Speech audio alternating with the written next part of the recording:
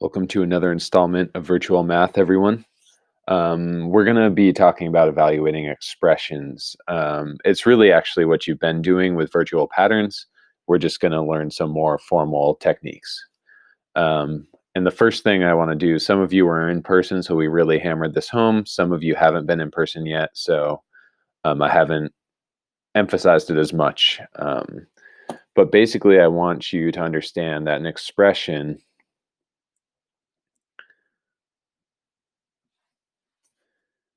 is really just a series of terms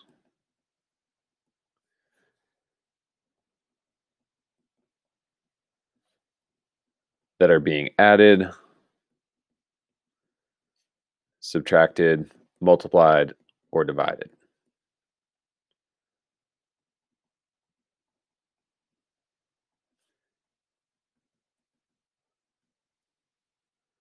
All right. So when I say that, really I mean down here something like 6x plus 8, that's an expression. Or 6x minus 7 plus 9y, that's an expression. It's a bunch of terms, and in this case, they're being added, subtracted, and in that final example here, even some multiplications happening. So that's all an expression is. What you should notice is there's an absence of an equal sign. So an expression does not have any equal signs. An equation, however,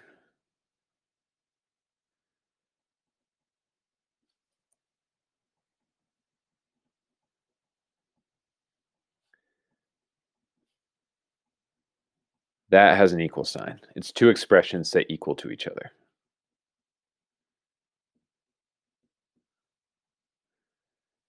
So I'll give you an example here.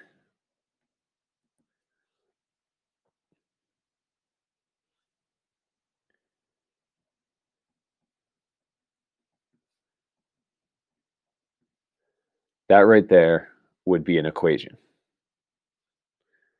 So right here, here's one expression, and here's a second expression. But the key here is that there's an equal sign. So expressions, no equal sign, equation, equal sign. And that basically equation almost has equal in it, so that's my reminder. The last thing I want to emphasize is just remember your order of operations. So PEMDAS should be pretty familiar. Really, remember you're doing whatever you can in parentheses first. Then you're doing exponents. Then multiply. Then divide. Then add. And then subtract. So that's kind of the order that we want to go in. Obviously, well, ignore me for a second. The big thing is we want to evaluate expressions. So just because you have one, they're meant to be used. So in your visual patterns, sometimes I'd say, what's in figure 27? And you would be able to use your expression to figure that out. So here, what I want to emphasize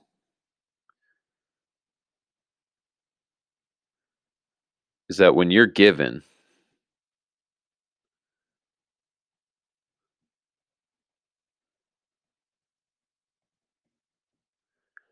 a value for a variable,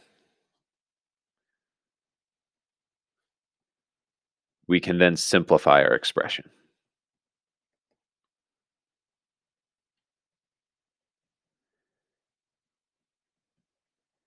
And if it's helpful to some of you, I think it's great to write your own notes, but I'll also be uploading this to the Google Classroom in case you just want to print that. But once again, I highly encourage that you write your own stuff down just because writing often cements things in our memory, at least for a little while.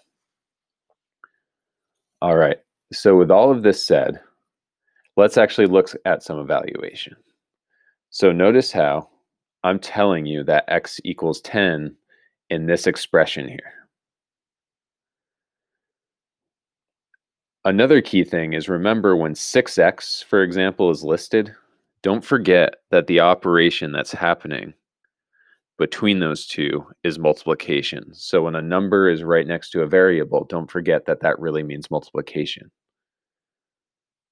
So now I'm saying that x equals 10. So in other words, I'm saying that x, remember, represents some number. It's a placeholder. And I'm now telling you that that number is 10.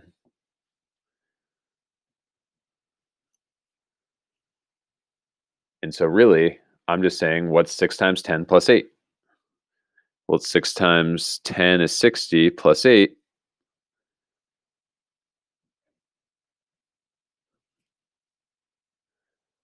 My expression ends up being 68 when evaluated for x equals 10.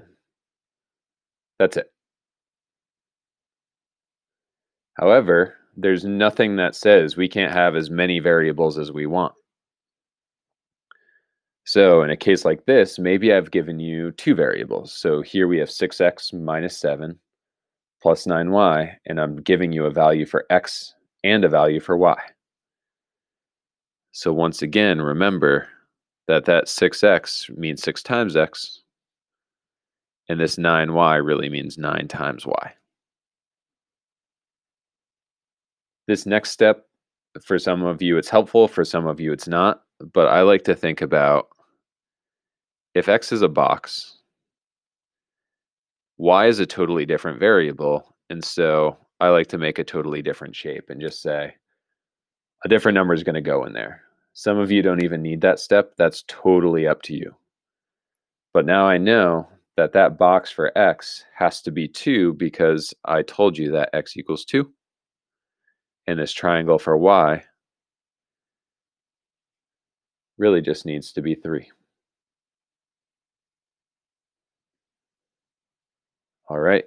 And then now order of operations says take care of multiplication before addition or subtraction. So 6 times 2 is 12. I still have that minus 7. And 9 times 3 is 27.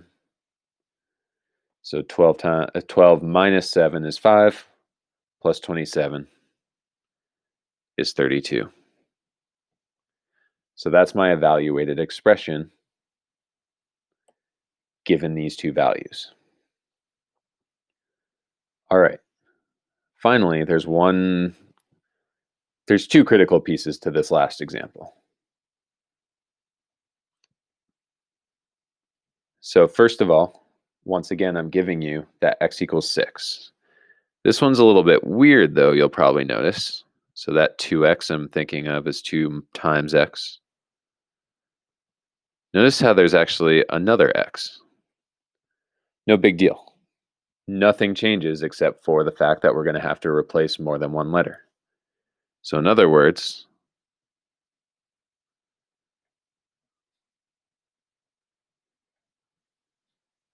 x is the same letter, so they're both boxes. And I said that x equals 6, so that's going in both boxes. But now our order of operations matters very much.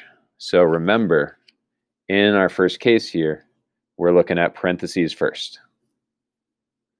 So if that's true, I want to deal with whatever's in my parentheses first, and I got to follow order of operations. So inside my parentheses, it says to do 2 times 6. That's what I'm going to do. 2 times 6 is 12, and I still have a minus 5 there. All right. This part is totally separate, so I feel okay dealing with this. I'm not dealing with the addition yet. All right. So here I still have a set of parentheses to deal with. So I've got that 3 parentheses. Well, 12 minus 5 is going to be 7. All right. Now the key thing is, remember that number right outside parentheses, so 3 parentheses 7? If you don't remember, that tells us to go and do multiplication there.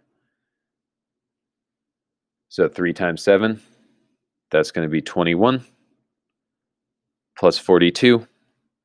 Now I'm finally ready for the addition step. And so 21 plus 42 is going to be 63. All right. And so in each case, there was something unique about these examples, but in the end, they all evaluate to a single final number. For the challenge ones, some of you are going to be dealing with an exponent. If you have questions about that, definitely let me know. But it should be pretty clear in the instructions what is for practice and what is for challenge.